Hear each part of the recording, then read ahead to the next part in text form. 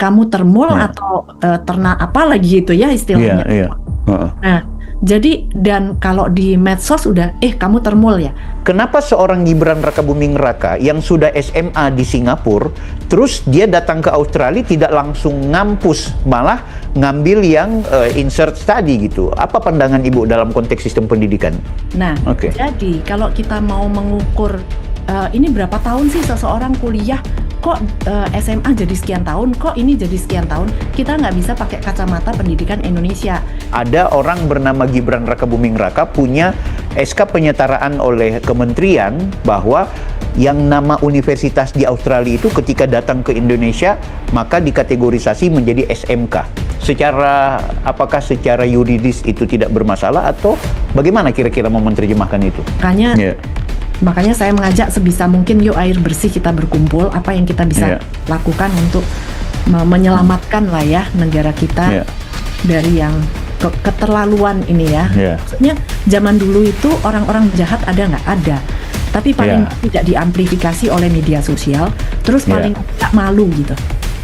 Secara personal, melihat sosok Pak Jokowi dan Gibran, mereka kok kayak leader yang begitu mudah dan murah mendapat serangan dari pihak lain. Aku bukan bicara soal politiknya, tapi kenapa kok mereka ini yang menjadi leader ya? Kok murah banget orang melecehkan, mendowngrade mereka dengan segala isu.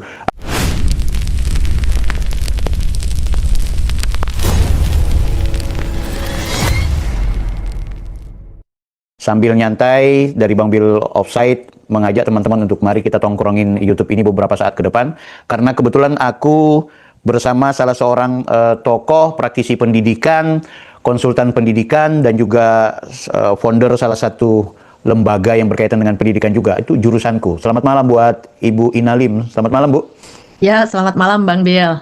Siap. Terima kasih ini mau mampir di podcast kita malam-malam. Dan senang hati. Alhamdulillah, siap. Bu, saya akhirnya mau, apa istilahnya nih ya, penjarain Ibu karena kebetulan minta izin tadi pagi saya mereaksi videonya Bu Ina yang berkaitan dengan tanggapan terhadap Roy Suryo yang menurutku juga banyak offside-nya gitu.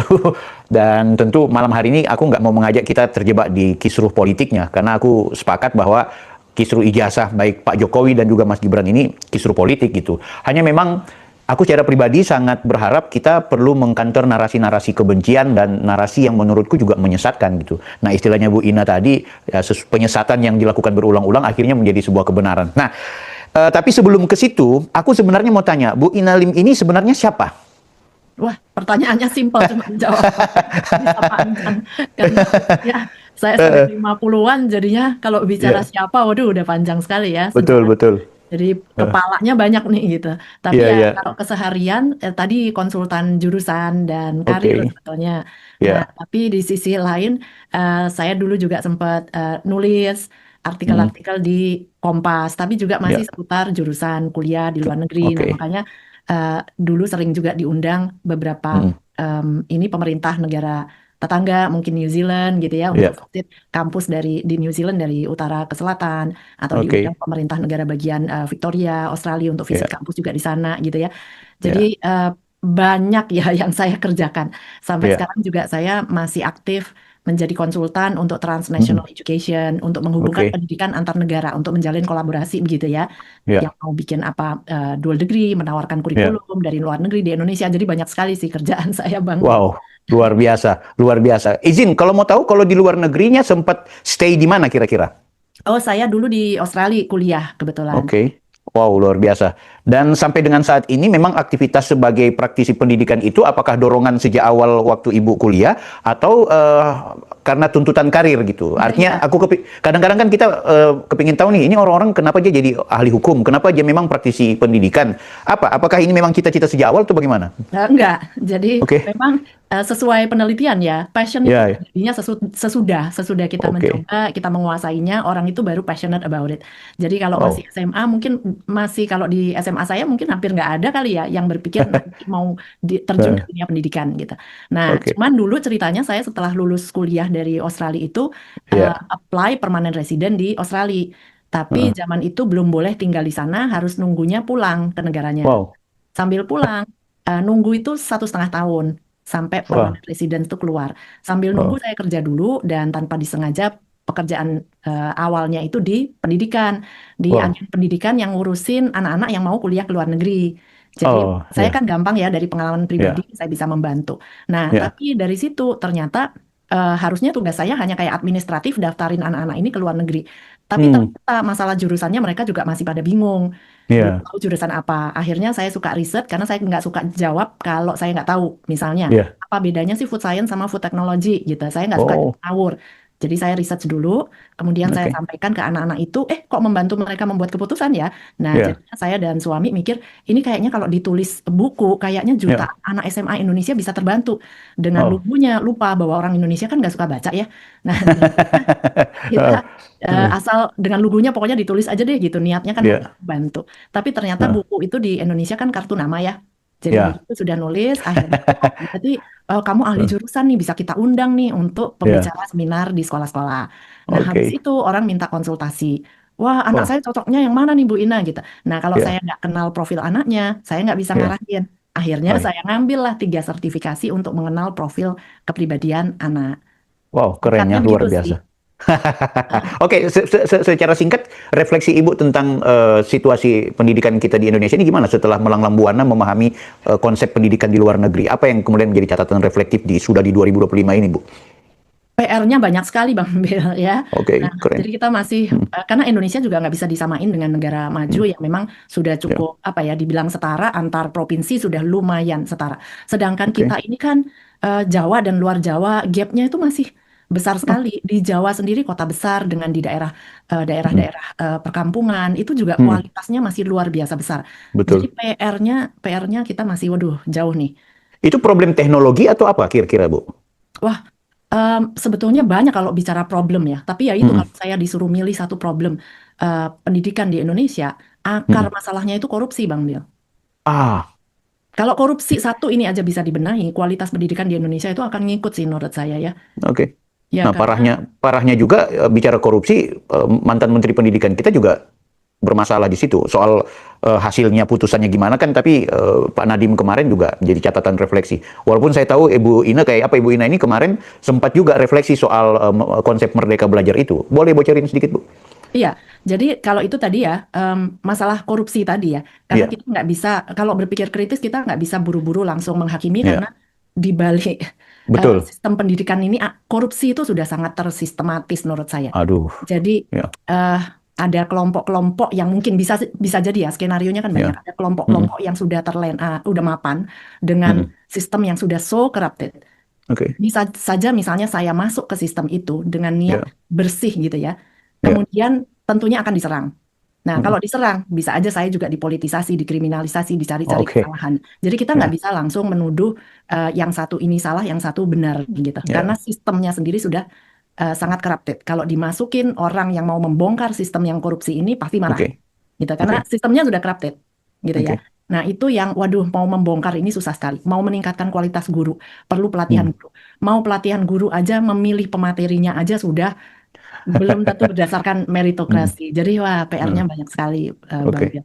Nah justru Ibu melihat di luar negeri apakah pendidikannya dianggap berkualitas karena korupsinya tidak seheboh Indonesia? jelas jelas ya Oh, kita oke. nggak bicara seluruh negara tapi mungkin negara-negara yang sudah lebih stabil ya itu Ya. budaya korupsinya ya pasti nggak nol ya. Ya. Tapi Hmm. etika budaya anti korupsinya itu ketat. Hmm. Seperti misalnya kalau Ya. saya dulu kerja di Universitas Australia, em, Hmm. itu di bagian orang-orang kita karyawannya ya. Ya. Bagian admission, bagian marketing, Hmm. admission itu penerimaan ya, penerimaan Ya. mahasiswa, bagian marketing juga. Hmm. Bahkan ada yang dipecat gara-gara misalnya dia itu punya kayak kos-kosan gitu. Hmm. Jadi dia menerima mahasiswa internasional untuk ngekos di tempat dia. Itu Oh. dipecat. Kenapa? Karena itu berarti kan dia sambil ada konflik of interest gitu. Ah, ini. Dia Ah, apa bagian penerimaan mahasiswa, tapi dia jadi oke. punya peluang, dia punya bisnis menyewakan Ya. kos-kosan. Itu Ya. aja dipecat gitu. Jadi um, level apa integritas di sana standarnya jauh. Oh. Kalau kita Kemudian, di sini borong-borong, Bu. wah ya itu kesempatan kan gitu Bor- kan. Termasuk ini kemarin katanya lagi diramaikan tuh soal makan bergizi gratis untuk sekolah. Ternyata juga banyak proyeknya yang dimanfaatin oleh teman-teman yang punya jabatan-jabatan strategis kan gitu. Cukup prihatin juga kita. Oke. Artinya Ibu fokus di Australia. Nah, ngomong-ngomong soal Australia, soal pernyataan Bu Ina tadi yang cukup ramai, menurutku ini menarik, yang berkaitan dengan Roy Suryo yang menertawakan Pak David yang katanya ada satu universitas yang ada di Australia, kemudian ketika peserta didiknya dalam hal ini adalah Mas Wapres, Gibran datang ke Indonesia, universitas itu kemudian diubah, disetarakan maksudnya, menjadi SMK. Nah, aku suka dengan penjelasan Ibu, tapi sangat singkat sekali. Coba berikan pencerahan, karena subscriberku dan juga teman-teman penonton itu banyak yang terkesima dengan reaction video saya yang berkaitan dengan pernyataannya Ibu Ina. Bisa jabarkan lebih komprehensif, Bu? Ya mungkin awalnya saya Australia, tapi akhirnya saya bukan fokus di Australia, karena tadi saya dengan Transnational Education, sempat punya pimpinan saya itu juga mantan ambasador New Zealand yang ada di Vietnam, kemudian juga CEO-nya ada di Swiss. Jadi kita juga banyak diskusi tentang sistem pendidikan di Swiss gitu ya. Dan mungkin sekarang 60-70% klien-klien saya tuh memang yang mau kuliah di luar negeri. Jadi saya memang sehari-hari membahas sistem di Amerika seperti apa, di Asia seperti apa, bedanya dengan Eropa, Jerman, Stuttgart, Ausbildung. Nah, itu memang udah sehari-hari ya. Nah, tapi kalau membahas tadi masalah, nah karena sistem pendidikan di setiap negara ini beda-beda. Kalau kita mau lintas pendidikannya, akhirnya masing-masing negara kan jadi kesulitan. Misalnya kita tahulah SMA di sini, SMA mana itu terkenal. Tapi bagi orang di Amerika kan nggak tahu ini SMA bagus apa jelek begitu ya. Jadi itu yang akhirnya tiap negara harus menyetarakan dulu. Jangankan tiap negara, tiap universitas juga mereka punya sistem sendiri-sendiri gitu. Jadi itu yang perlu penyetaraan kalau kita mau pindah-pindah. Nah, jadi kalau kita mau mengukur ini berapa tahun sih seseorang kuliah, kok SMA jadi sekian tahun, kok ini jadi sekian tahun, kita nggak bisa pakai kacamata pendidikan Indonesia yang kayaknya orang sekolah itu juga kulturnya lempeng-lempeng aja gitu. SMP 3 tahun, SMA 3 tahun, kemudian lanjut kuliah 4 tahun. Sementara saya kasih contoh aja ribetnya begini ya. Katakanlah lulus SMP kelas 9 di sini. Kemudian mau lanjut ke Singapura gitu. Nah, di Singapura sebagian besar anak-anak kita itu harus turun satu level. Jadi nggak bisa otomatis dari kelas 9 sampai sono kelas 10. Ya, jadi ya itu kan mereka merasa bahwa mungkin ya, merasa bahwa sekolah kita standarnya nggak nyampe di mereka gitu. Sehingga anak juga mungkin setelah dites juga nyatanya nggak nyampe levelnya. Jadi diturunin dulu 1 tahun. Jadi jangan heran kalau di sini SMP kelas 9, kok akhirnya SMA-nya jadi 4 tahun gitu. Karena dia harus turun kelas 9 dulu. Kurang lebih seperti itu. Nah, kemudian di Singapura sendiri itu boleh dibilang ya 2 tahun itu O level, itu kelas 9, 10. Kemudian A level kelas 11, 12. Tapi tidak semua anak ngambil jalur ini gitu. Tipe-tipe akademis yes, tapi anak tuh semua pinter. Cuman kan nggak semua pinter teori. Anak-anak yang pinter kerja itu praktisi. Itu memilih jalur politeknik. Nah, cuman persepsi kita sekali lagi politeknik itu lebih rendah gitu. Padahal dua-duanya pintar, satu pintar mikir, satu pintar kerja, gitu ya. Nah, yang milih jalur politeknik di sana itu mulai dari kelas 11. Jadinya ribet kan? Kelas 11 itu selama 3 tahun. Nah, tapi politeknik di sana D3 itu bisa dilanjutin ke S1 tanpa mulai lagi tahun pertama. Jadi bisa nambah 1,5 tahun sampai sampai bisa 2,5 tahun lagi untuk dapat S1. Jadi kalau bicara durasi, jangan dipertanyakan, kok dia durasinya sekian tahun, di sini sekian tahun. Oh, itu bisa ribet banget. Itu pun kalau anaknya lempeng sekolah terus. Ada anak-anak yang nggak langsung sekolah, dan itu nggak apa-apa. Jadi misalnya saya dulu kuliah di Australia, itu ada temen kelas saya yang dia kerja dulu jadi tukang cat gitu. Tukang cat di sana kan certified ya, jadi harus ngumpulin duit dulu, baru dia kuliah lagi gitu. Nah, jadi gap year itu juga hal yang biasa. Biasa banget. Jadi secara kultur juga nggak sama bahwa orang tuh lempeng sekolah terus. Kalau soal penamaan itu sendiri gimana, Bu? Itu kan soal sistem sekolahnya dari Indonesia ke luar negeri, dalam hal ini seperti Singapura dan juga Australia. Jadi ada perbedaan-perbedaan boleh dikategorisasi seperti tingkatan di Indonesia berbeda dengan luar negeri. Tapi dalam konteks lebih spesifik, orang kan menerjemahkan universitas itu sebagai kampus gitu, bukan sekolah. Kemudian ada orang bernama Gibran Rakabuming Raka punya SK penyetaraan oleh kementerian bahwa yang nama universitas di Australia itu ketika datang ke Indonesia maka dikategorisasi menjadi SMK. Apakah secara yuridis itu tidak bermasalah atau bagaimana kira-kira mau menerjemahkan itu?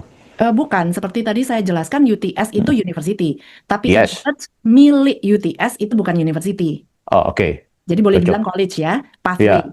untuk menuju UTS. Cuman nama college-nya kan beda-beda.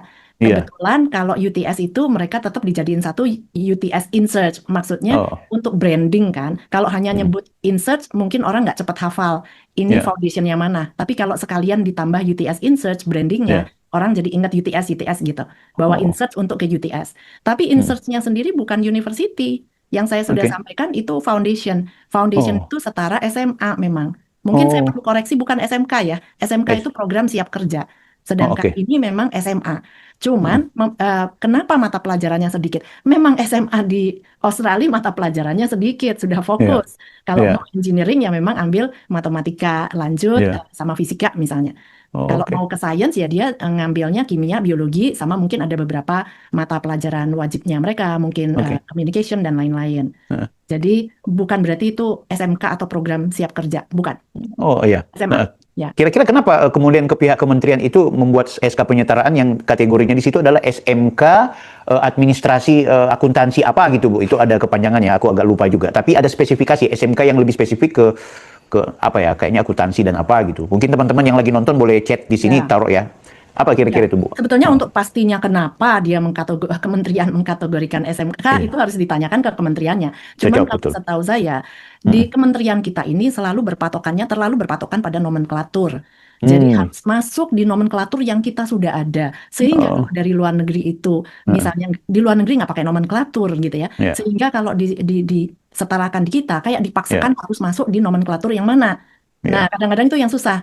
Makanya kalau Oke. sampai dia foundationnya memilih mata pelajarannya untuk katakanlah S1-nya bisnis, berarti Ya. dia kan milih mata pelajarannya sudah katakanlah di sini IPS dong gitu loh. Ya.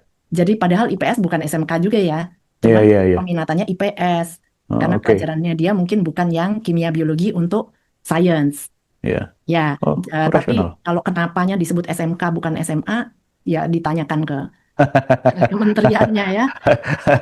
Cuma memang karena suasananya suasana politis, ujung-ujungnya orang mencocok logikan, wah ini karena dulu Pak Jokowi sebagai presiden yang berkuasa, dan akhirnya Gibran itu diberikan SK nanti di 2019 penyetaraannya, sementara dia lulus 2006 gitu. Sementara catatan KPU berbeda. Ini menurutku juga menarik gitu. Oke, tapi tentu aku tidak mau giring pembahasan ini ke soal lebih spesifik demikian, Bu. Saya agak senang kalau kemudian kita merefleksikan soal sistem pendidikan kita, terutama juga ketika kekisruhannya Mas Gibran ini menjadi pelajaran penting buat kita semua. Nah, ada satu catatan yang menurutku juga menarik, walaupun masih ujung-ujungnya ke persoalannya Mas Gibran adalah, kenapa seorang Gibran Rakabuming Raka yang sudah SMA di Singapura, terus dia datang ke Australia tidak langsung ngampus, malah ngambil yang insert study gitu. Apa pandangan Ibu dalam konteks sistem pendidikan? Nah, saya kan nggak ngikutin ya beneran sejarah pendidikannya Mas Gibran. Tapi kalau tadi yang saya katakan di Singapura itu ada kelas 9-10 itu tuh O level gitu ya. Oh, 11-12 itu A level. Nah, yang saya udah jelaskan di video sebetulnya minimal O level itu bisa masuk foundation kalau di Australia. Nah, jadi kalau ini kan saya hanya nebak aja, saya nggak tahu riwayatnya Mas Gibrannya. Bisa jadi kan setelah SMP ya, Mas Gibran terakhir di Indonesia. SMP, kemudian ke Orchid Park, secondary di Singapura, 2 tahun. Nah, tadi yang saya katakan, kalau kelas 9 di Indonesia pergi ke Singapura, belum tentu bisa langsung kelas 10. Biasanya dianggap O level, berarti kelas 9-10 dapat O level. Sedangkan O level itu belum bisa langsung masuk universitas. Kalau Australia kan, berarti dari O level itu harus penyetaraan, yaitu foundation. Baru dia bisa masuk ke universitas. Oke, artinya Gibran Rakabuming Raka dia bisa melanjutkan ke UTS college-nya itu, atau kemudian kita nggak ngerti ya kenapa beliau tidak lanjutkan di Australia lagi setelah foundation insert itu, tapi malah kembali ke Singapura dan mengambil MDIS gitu kan. Menurut Ibu kira-kira apa di luar soal mungkin pilihan beliau, tapi apakah ada masalah administrasi di situ?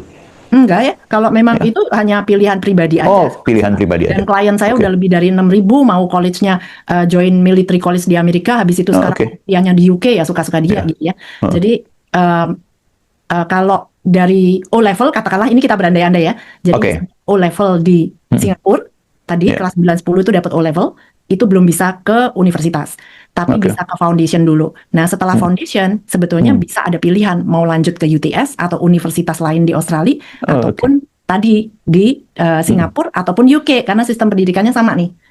Jadi foundation itu pun kadang bisa langsung juga ke UK. Oke. Nah, ini terkait ini menarik. Walaupun sudah banyak penjelasan, tapi mungkin karena Ibu lebih ke praktisi pendidikan, termasuk tidak hanya di nasional, bahkan di internasional.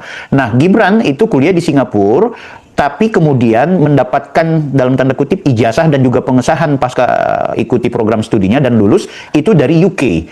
Bagaimana sistem pendidikan yang kampusnya di Singapura, tapi mendapat sertifikasi atau ijazah yang diberikan oleh kampus dari UK? Ya, jadi kalau universitas negeri di Singapura itu hanya ada 6. Oh, oke. Dan mereka lah yang berhak memberikan gelar dari Singapura itu sendiri. Kalau universitas swasta di Singapura memang tidak boleh memberikan Singapore degree.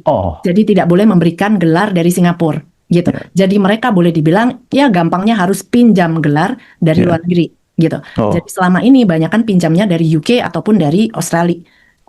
Itu yang terjadi. Jadi kayak MDIS itu universitas swasta. Jadi gelarnya memang dia berpartner tadi, bekerja sama. Dalam satu universitas swasta pun bisa bekerja samanya dengan banyak universitas. Jadi mungkin untuk gampangnya ya, yang agak mirip mungkin di Indonesia misalnya dual degree gitu.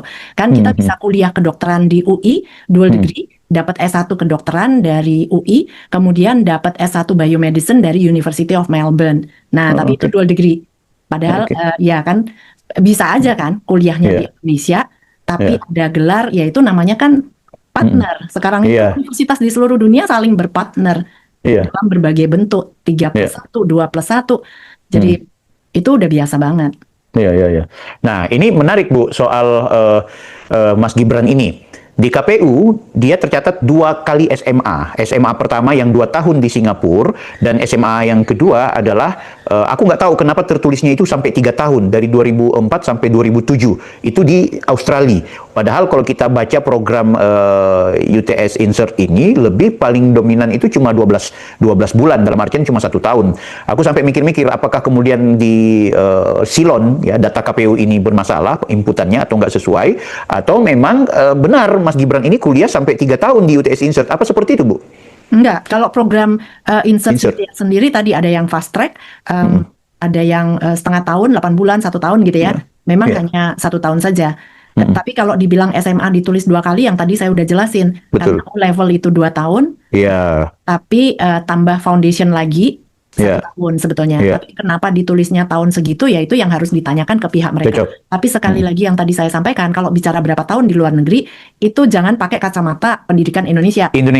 Nah, anything can happen. Bisa aja kayak tadi yang saya bilang, bisa ambil gap year dulu 2 tahun, mau sekolah bahasa dulu juga boleh, mau apa dulu juga boleh gitu, nggak harus langsung kuliah.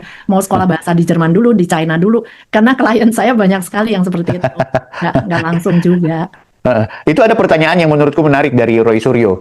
Hei kalian mahasiswa, apakah kalian mau kuliah capek-capek di luar negeri, universitas, tapi datang ke Indonesia, ujung-ujungnya disetarakan kayak SMA? Kan lucu, itu loh. Artinya ada semacam Indonesiaisasi sekolah atau pendidikan di luar negeri yang dilakukan oleh Mas Roy Suryo, dan nampaknya Bu Ina kemarin di video tadi sudah membantah itu. Nah Bu, kita boleh nggak bicara refleksi pendidikan, tapi kemudian ujung-ujungnya masuknya ke wilayah politis. Dalam artian begini, tidakkah Ibu melihat bahwa berkelindannya konflik di medsos yang luar biasa ini, dengan tindakan-tindakan pembusukan, hoax, disinformasi yang begitu luar biasa, sebenarnya ini apa, Bu? Ini pasti juga soal pendidikan. Aku yakin ini soal sumber daya manusia, dan sumber daya yang barangkali harus ada semacam gerakan progresif yang tidak hanya dilakukan oleh pemerintah, bahkan kita-kita sebagai praktisi, teman-teman yang sebagai pengguna medsos, YouTuber, dan lain-lain sebagainya harus bergerak cepat. Ini sangat mengerikan karena menurutku konflik kita kan dipolarisasi nih Bu. Dulu ada istilahnya kecebong kampret, apa istilahnya. Dulu ada. Bahkan Ibu sendiri sempat bikin konten Ibu ternak apa gitu. Nah, aku suka dengan penjelasan yang berkaitan dengan bagaimana kita mau membantah polarisasi ini dan menyelesaikan semua konflik ini. Silakan Bu.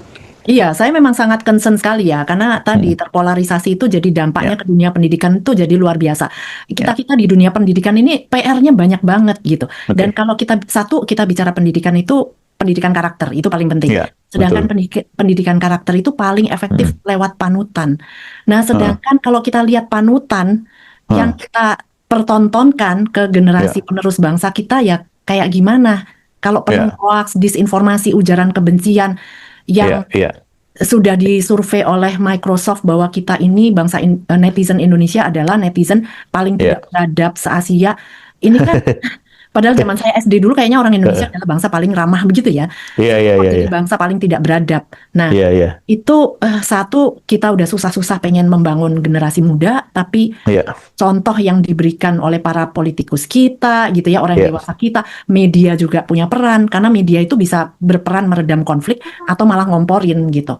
Nah, jadi pada media sendiri arus utama juga banyak dimiliki oleh orang politik juga. Nah, itu udah kacau semua gitu ya. Yang kedua, literasi bangsa kita ini 20 tahun nggak naik-naik gitu. Nah, literasinya masih rendah, disuguhin dengan hoax, disinformasi, bangsanya belum mampu memilah-milah mana yang AI, mana yang hoax, mana yang benar.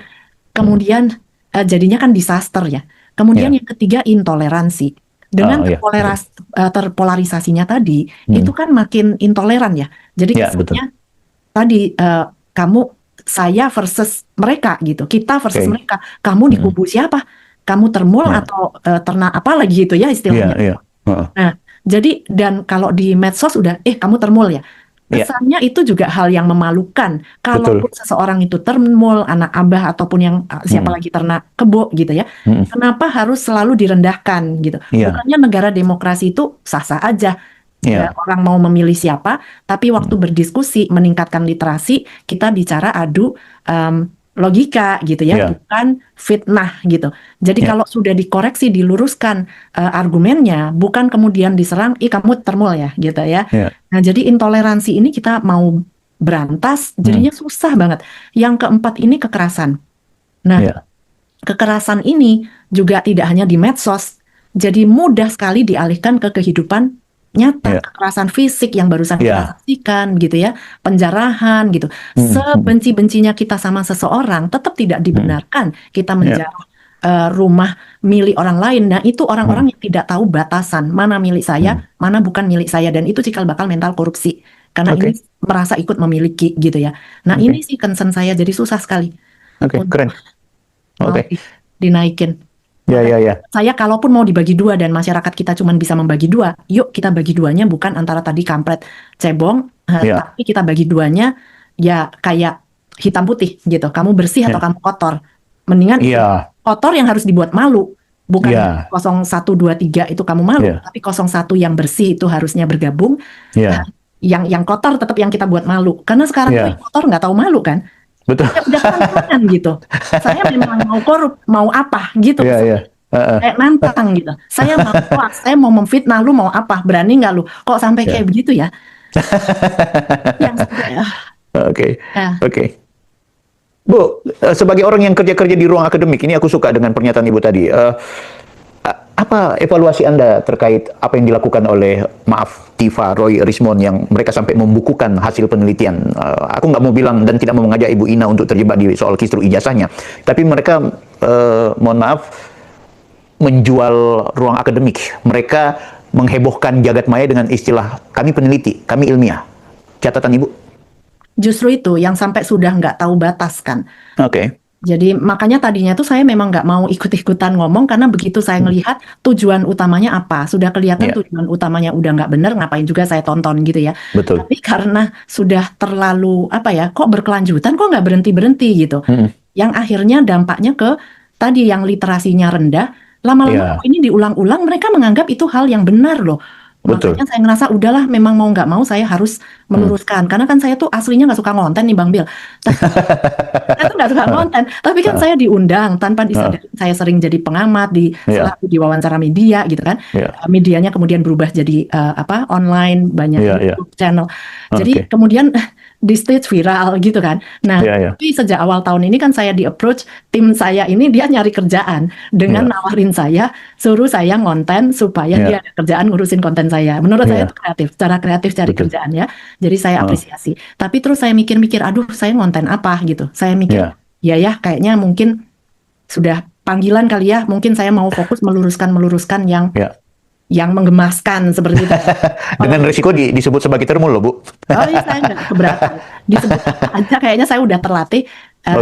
Tapi ya itu yang harus kita edukasi. Kalau saya pas ada waktu ya saya jabanin, kebetulan yang mana ya makanya saya akan kejar untuk tujuannya mendidik gitu ya.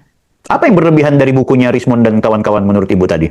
Saya bahkan nggak baca dan saya kan wasting time ya Bang Bill. Ngapain juga dibaca. Makanya acara-acara TV yang soal bahas ijazah sebetulnya saya juga nggak ngikutin. Cuman kebetulan aja kemarin ya saya post kapan. Nah itu pagi saya pas suami saya nonton kok pas denger masalah yang soal SMA kok universitas ini logikanya gimana? Bisa jelasin nggak bisa jelasin. Saya langsung saya bisa jelasin. Nah ini aja gitu. Jadi dan saya bersyukur saya bisa nyulik malam ini untuk bisa dijabarkan lebih komprehensif, Bu. Oke. Ya, jadi kalau sampai masuk ke ranah pendidikan, nah ini makin concern. Tapi saya sih nggak heran sih, Bang Bill, karena nggak cuman kelompok ini saja. Sebetulnya kalau di dunia pendidikan yang sudah penyesatan-penyesatan ini masuk di ranah pendidikan, sudah sangat tadi saya bilang sistemik gitu. Bahkan kayak tadi saya bilang kekerasan ya, faktanya itu 43% kekerasan yang terjadi di lingkungan sekolah itu dilakukan oleh guru. Jadi kalau bicara pendidikan, aduh. Ya, ini PR kita banyak, cuman ya kita lakukan, kita melawan arus gitu. Udahlah kita harus lawan arus gitu. Jadi saya dikatain cari apa tuh istilahnya kalau di medsos ya, cari apa tuh AdSense atau apa ya? AdSense cari likes, cari viral gitu. Betul. Enggak, saya nggak mau nonton, cuman saya disuruh nonton. Tapi karena saya maunya meluruskan. Betul. Semakin viral kan semakin banyak orang yang bisa terluruskan mudah-mudahan gitu ya. Kalau sejauh ini yang Ibu lihat soal tuduhan bahwa misalnya seperti Pak Jokowi memiliki ijazah palsu, dalam pandangan Ibu itu rasional atau tidak? Ya udah awal ya udah langsung ridiculous kan, gampang banget tinggal tanya dari UGM-nya sudah bilang itu asli ya udah. Dan bagi saya sebagai konsultan karir juga, employers don't care where you from, what you know, they only care what you can do. Itu kan sudah materi seminar saya sehari-hari. Makanya saya juga nggak ngurusin yang sudah lewat, dibahas wasting time, nggak produktif bagi saya. Makanya saya nggak ngikutin berita-beritanya. Dan itu menurut saya udah kelompok politik kita habis waktu hanya ngurusin pemilu yang kali ini lewat, terus politik maju lagi, udah disiapkan untuk pemilu yang berikutnya, sudah membentuk tim lagi, sosial media lagi, para basu siapin. Ini yang kapan kita beneran ngurusin pendidikan gitu. Karena kita hanya ngurusin pemilu, setelah itu udah nyiapin kan, udah ada kelompok-kelompok buzzer lagi yang sudah dibayar. Yang kapan pendidikan diurusin gitu. Bu, kalau soal terlepas dari Anda melihat bahwa ini problem politik, sebutlah bahwa apa yang selama ini kita yakini Pak Jokowi itu memiliki ijazah asli, apa yang dilakukan oleh Rismond dan kawan-kawan itu sudah benar-benar sangat di luar batas dan lain sebagainya. Dalam pendidikan sebenarnya kategori orang-orang yang tidak mau menerima kebenaran dari pihak lain yang nyata-nyatanya benar dan mereka betul-betul percaya diri bahwa mereka lah yang paling benar, ini apa sebenarnya, Bu? Ada nggak dia punya istilah yang cocok buat kelompok-kelompok seperti ini dalam dunia pendidikan? Ya sebetulnya saya ngelihat dari awalnya ya, kalau memang makanya saya juga pernah bikin konten kan, kalau mulut sudah dibayar ya sebetulnya kalau dari buku The Art of Logic juga ada pertanyaan menarik, is there anything that I could say that would change your mind gitu. Apakah ada omongan saya selogis apapun, argumen saya serasional apapun yang akan mengubah pemikiran Anda? Kalau jawabannya sudah tidak ada, percuma debat, itu debat kusir, karena tadi dari tujuan awalnya aja sudah bukan mencari kebenaran. Tujuan awalnya aja sudah pokoknya nanti apa ya, kalau di politik saya nggak tahu, pokoknya nanti 2029 kita mau ngarahin ke sini gitu, atau misalnya pokoknya bukan Jokowi, pokoknya bukan Gibran gitu. Nah jadi makanya mereka rela membuat konten-konten apapun. Jadi menurut saya itu nggak produktif juga debat-debat sama orang-orang yang sudah begitu sebentar saya lihat mereka tidak mencari kebenaran atau kemajuan untuk bangsa, debat untuk perbaikan bangsa, berarti ini hanya karena sudah dibayar untuk goalnya ini, yaitu memang mereka, Bang Bill. Problemnya berapa banyak orang punya pemikiran seperti Ibu, sementara di ruang publik kita ini betul-betul berkelindan yang banyak sekali, maaf, tidak hanya setingkat masyarakat yang tidak punya taraf pendidikan yang baik, atau sekolah yang bagus, atau titel yang bagus, mereka yang diklaim sebagai profesor, doktor, yang bahkan bukan yang antipati sama Pak Jokowi dan Gibran misalnya, memang mereka karena melihat tersugesti dengan bahasanya Tifa, bahasanya Roy Suryo dan juga Rismond yang menurutku juga kok setingkat profesor itu, setingkat doktor itu kemudian meyakini padahal jelas-jelas sekali secara metodologis bermasalah semua gitu. Itu fenomena apa kira-kira, Bu? Ya makanya fenomena masalah lunturnya integritas kan. Jadi makanya kita nggak bicara kelompok gelar gitu. Yang paling penting kalau kita bagi dua bukan kelompok terpelajar, lulusan S3, S2, S1 ijazahnya, tapi yuk kita bagi dua, simple aja deh, kita bagi duanya berintegritas atau enggak gitu. Jadi meskipun tidak katakanlah tidak terpelajar, lulusan SMA, SMK, Politeknik, tapi dia bersih, itu bagus. Nah, selama ini orang bilang memang ada silent majority gitu kan. Meskipun yang sangat loud di media sosial, kesannya udah sangat kok jadi gini banget gitu ya. Makanya saya mengajak kan, konten saya mengajak istilah suami saya dalam bahasa Jawa kan nguras belumbang nganggo banyu resik, membersihkan kolam kotor dengan air bersih. Nah, di sini yang saya pengen tahu ada berapa banyak sih air bersih gitu. Makanya saya ajak ngumpul gitu. So far sih saya lumayan senang ya. Ternyata kok dukungannya, karena saya tadi nggak ngonten bukan tujuan demi konten, karena saya punya kerjaan, ngonten tujuannya untuk lain. Jadi nggak nyangka juga gitu, karena ternyata jadi makanya saya nggak gitu peduli. Apapun air bersih ini ada, yang penting kita ngumpul gitu kan. Salah likes. Tapi ternyata cukup banyak gitu. Nah, ya yang mendirikan DPN, Dewan Perwakilan Netizen, itu juga iseng saya lempar, ternyata kok mendapatkan respon diseriusin dong gitu. Jadi ada relawan dan kita sudah memulai meeting. Siap join Bu, saya siap join. Mantap. Kita lagi bikin websitenya Bang Bill. Lawan yang sudah membuatkan. Siap. Dan berarti mesti jadi narasumber tetap ini di channel YouTube saya, Bu. Siap. Amin. Oke, Bu, sebelum aku masih banyak hal yang kepingin dibongkar ya. Ada catatan refleksi seperti ini. Kita tidak boleh tutup mata nih bahwa kita kemarin dihajar dengan demo yang besar-besaran, dengan ada istilah lesunya ekonomi, kemudian juga potret pejabat kita yang ugal-ugalan, ada yang narsis, ada yang flexing dan lain-lain sebagainya. Rakyat lapar, demo besar-besaran terjadi, konflik kisruh ijazah, polarisasi. Dan di sebelah sana, Nepal itu punya kekisruhan yang luar biasa. Perancis juga rame. Ibu tidak melihat apakah Indonesia berpotensi akan menjadi Nepal dalam tanda kutip, atau akan sampai sejauh mana potensi konflik yang bakal terjadi di tengah sisa dan batasan sumber daya kita ini? Ya, sebetulnya ngeri, dan saya malah sudah sampaikan itu di seminar saya 12 tahun lalu. Karena kan saya ngelihat tren, saya ngikutin Research the Future of Employment dari Oxford, itu si Frey gitu ya. Nah, itu udah saya ngelihat, wow, banyak pekerjaan tergantikan oleh robot kan, dan itu 12 tahun lalu. Dari situ kan saya prediksi banyak orang kehilangan pekerjaan. Orang kehilangan pekerjaan akan stres, kriminalitas akan naik begitu. Nah, jadinya sekarang itu baru berasa sekali kekerasan, makanya di Nepal saya ngelihatnya udah di kita udah mulai penjarahan gitu, lebih parah lagi. Terus anak-anak muda melakukan kekerasan, pembunuhan, itu kok juga kesannya kayak kok jadi gampang banget. Jadi itu saya sih udah ngeri udah sejak 12 tahun lalu, karena saya sendiri yang menyampaikan seminarnya dan melihat sekarang trennya ke sana gitu ya. Jadi ini yang tren ke depan, ya kalau dibilang pesimis ya mungkin saya juga cukup pesimis gitu. Makanya saya mengajak sebisa mungkin, yuk air bersih kita berkumpul, apa yang kita bisa lakukan untuk menyelamatkan lah ya negara kita dari yang keterlaluan ini ya. Maksudnya zaman dulu itu orang-orang jahat ada nggak? Ada. Tapi paling tidak diamplifikasi oleh media sosial, terus paling nggak malu gitu. Kalau curi atau berbuat curang. Bedanya sekarang itu nggak ada malunya. Itu bedanya. Jadi rame-rame, yuk buat kekerasan dan bangga begitu. Ya, jadi ini yang itu begini Bu, kalau beberapa momen yang lalu kan kita lihat konflik horizontalnya itu bunyinya adalah lebih ke soal aliran kepercayaan. Itu di eranya Pak Jokowi agak rame itu, termasuk di eranya Pak SBY. Sekarang bergesernya ke masih bicara soal konflik horizontal juga, tapi perbedaan identitasnya bukan lagi identitas agama, lebih ke identitas pilihan politik. Apakah ini hanya berbeda pakaian, atau jangan-jangan secara substansial sama aja gitu konflik yang terjadi sekarang ini, polarisasinya maksudnya? Iya, kalaupun waktu itu dibilang agama, kalau saya ngelihat kan akarnya bukan di situ juga, cuman mau katakanlah nebeng gitu ya, menggunakan agama, menggunakan apalah yang lain-lain, tapi akarnya kan memang politik, ekonomi, ya kan, mau penyesatan, tapi menggunakan kata-kata mau agama, mau nasionalis, mau apa tadi, terserah. Nah, itu yang tetap ujung-ujungnya masalah integritas sih. Oke, Bu, ini harus terakhir, karena saya yakin Ibu juga punya aktivitas, tapi mungkin lebih spesifik nih.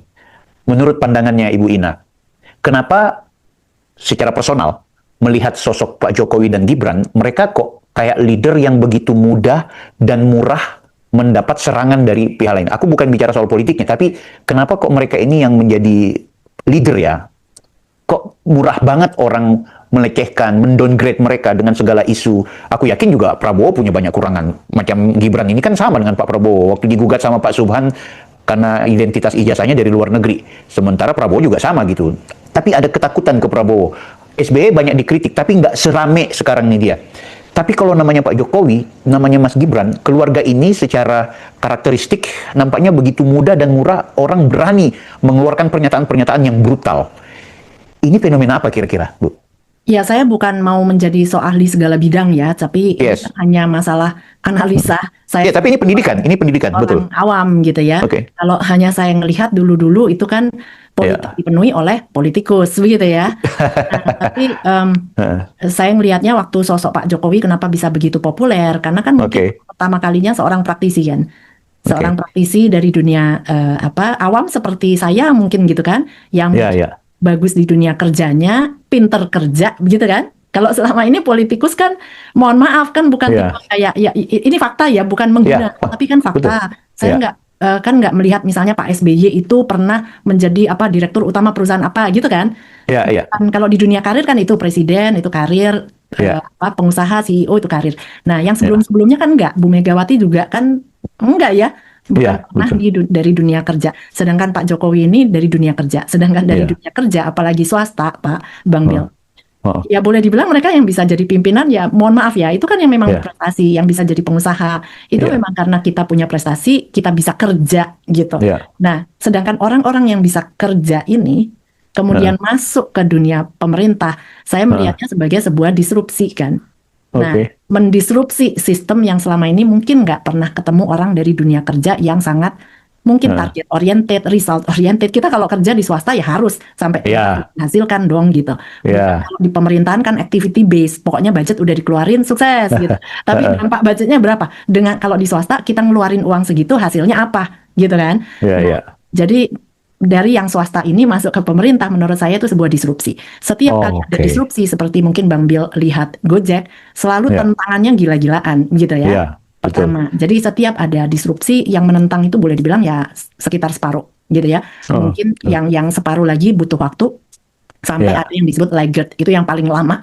Nah, belum lagi masalah korupsi. Jadi saya nggak tahu kalau misalnya saya anggap saya deh gitu ya, karena saya bukan sombong, tapi saya tahu saya sendiri bahwa saya memang mau hidup lurus, saya sudah buktikan saya bisa kerja tanpa korupsi, saya bisa sukses begitu. Nah, itu sudah maunya saya. Jadi saya udah misalnya masuk sekolah-sekolah untuk bisa mengadakan psikotes di sekolah ini, sampai dulu ada ketua perkumpulan guru BK mengatakan, ya berarti ibu bisa masuk sekolah hanya nunggu saya pensiun gitu. Hanya karena saya nggak mau ngasih gitu kan. Ibaratnya langkain mayat saya dulu baru you bisa masuk sekolah. Gitu. Ya oke, saya nggak masuk juga nggak apa-apa gitu ya. Berprinsip hidup lurus, dan ternyata bisa. Kebayang nggak kalau orang kayak saya nih, kecil aja saya, nggak kayak Pak Jokowi, kemudian saya mendisrupsi dunia ini, itu aja saya udah ngalamin diserangnya kayak apa. Jadi ya karena misalnya misalnya saya bersih, saya nggak mau pakai cara kotor, yang sistem yang sudah kotor ini nyerang saya, maki-maki saya tuh saya juga udah puas. Makanya saya udah bisa ngebayangin sekelas Pak Jokowi, saya akan bisa terbayang gitu serangannya seperti apa. Jadi ya itu yang mungkin kalau dari pandangan pribadi ya, dari pengalaman pribadi dari swasta mendisrupsi sistem yang juga seringkali sudah corrupted gitu. Dan mungkin kalau dari saya ya, untuk mengubah sistem yang sudah corrupted kita juga nggak bisa totally bersih. It is a thief to catch a thief kadang. Jadi makanya kalau masuk dunia perpolitikan kita juga nggak bisa naif banget dengan cara yang super bersih untuk memberantas kotor. Makanya saya nggak mau masuk politik, karena berarti kalau saya mau menangani itu berarti saya juga harus mau main kotor gitu. Paling kalau sudah sering rame di YouTube dan juga di media-media mainstream, bakal ada partai politik yang ngajak nih, ayo Bu. Karena pandangan-pandangan Ibu ini kan konstruktif untuk agenda jangka panjang gitu ya. Minimal juga bakal diajak join, bukan cuma sekadar elektoralnya, tapi kepentingan-kepentingan yang ya pemerintah tuh butuh gagasan, pemikiran dari praktisi dan juga akademisi. Bu, sebelum tutup, aku mau baca dulu beberapa statement dari teman-teman yang muncul di sini. Nanti barangkali kemudian Ibu bisa closing statement dan bisa menanggapi. Oke, teman-teman, terima kasih yang lagi pada nongol. Di sini ada Pak Sudarsono. Narasumbernya keren, Bang Bil. Makasih Bu Ina sudah memberikan pencerahan untuk masyarakat Indonesia yang sehat akal. Amin. Terus figur publik ID, terima kasih sudah hadir. Yuda, kalau mau lihat jejak meteor yang membuat punah dinosaurus, lihatlah Rizwan. Di antara kelompok. Oke. Aku mau baca yang nampaknya di sini ada tanggapan. Tadi Ibu ketika menjelaskan soal Pak Jokowi, ini Ratu Biru mengatakan karena Pak Jokowi nggak ada partai, SBY ada partai, jadi Pak Jokowi gampang mereka sakiti. Oke, bisa saja itu pandangan yang menarik. Teman-teman yang sudah pada nongol banyak betul ya di sini. Dan semuanya memberikan tanggapan positif, ada juga yang tentu memberikan kritik, tapi udah sangat jauh di atas. Nah, intinya teman-teman, aku ngajak Ibu Ina Lim ini, memang beliau akhirnya keluar dalam artian mau eksis untuk memberikan banyak pikiran dan terutama menyanggah adanya informasi yang nampaknya gagal paham tentang sistem pendidikan di luar negeri dan juga Indonesia, walaupun sebenarnya bukan dalam konteks spesifikasi membela Gibran atau membela Pak Jokowi, karena Ibu Ina orang yang profesional dan aku sangat bangga sekali ketika beliau juga mau kita ajak dan undang untuk diskusi. Bu Ina banyak sekali yang memberikan tanggapan positif dan sangat merasa tercerahkan, dan video ini juga nanti akan aku edit lebih rapi supaya besok pagi akan kembali kita upload, karena penonton pagi-pagi juga ada yang beragam latar belakang sehingga pasti mereka akan nikmati. Bu, bisa nggak berikan statement terakhir di pertemuan kita malam hari ini, dan silahkan sekaligus juga apa yang menjadi saran dan kritik Ibu terhadap kita-kita yang bermain di dunia media sosial ini. Silakan, Bu. Ya, mungkin kembali saya mengajak yang tadi air bersih, kalau bisa yuk kita berkumpul, kita lakukan sebisa mungkin untuk menguras kolam kotor ini. Itu satu, kita lakukan sebisa mungkin untuk melawan ya arus yang mulai negatif ini ya.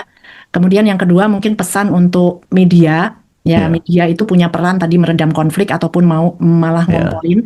Yuk, sudah saatnya kita tidak sekedar hanya mencari rating, mencari viral, mencari populer, karena dampaknya akan pasti kembali ke diri kita masing-masing juga ya. Dengan tadi kekerasan yang sampai bisa ke dunia offline juga, nggak cuman ini ujaran kebencian. Jadi bisa kekerasan fisik, anxiety, dan jangan lupa anak cucu kita, mereka itu nonton. Jadi mereka akan melihat panutan dari kita, kitanya seperti apa, mereka mudah sekali meniru, gitu ya. Jadi semangat Bang Bill, terus terima kasih kesempatannya, mudah-mudahan bisa bermanfaat. Simple, Bu. Dengan semua bahasanya Ibu ini, dan termasuk soal sistem pendidikan tadi, berarti kita sepakat ijazah Mas Gibran baik yang dari Australia dan juga Singapura itu bukan ijazah bodong sebagaimana yang dituduh bahwa dia mengambil di salah satu situs internet membeli ijazah palsu itu yang kemarin diramaikan. Yang kedua, Ibu meyakini bahwa apa yang sudah dilakukan oleh Mas Wapres itu sudah on the track sesuai dengan sistem pendidikan. Boleh saya bilang seperti itu, Bu? Ya, memang wajar sistem pendidikan di luar negeri ya memang seperti itu. Ya, tidak simpel yang ada di Indonesia, jangan dilihat dari kacamata pendidikan kita di Indonesia. Luar biasa. Ibu Ina Lim dengan segala pikirannya, saya Bang Bill offside. Terima kasih, selamat malam, Bu. Kita berjumpa lagi. Siap. Terima kasih teman-teman yang sudah hadir. Selamat malam semuanya. Assalamualaikum warahmatullahi wabarakatuh.